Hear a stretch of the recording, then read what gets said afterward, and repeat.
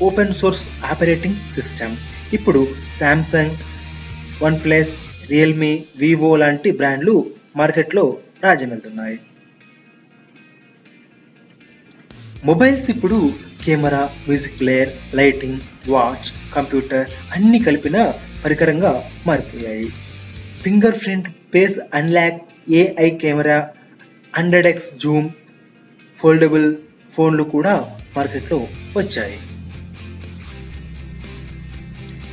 ఇంకా రానున్న రోజుల్లో ఫోన్లు మరింత స్మార్ట్ అవుతాయి.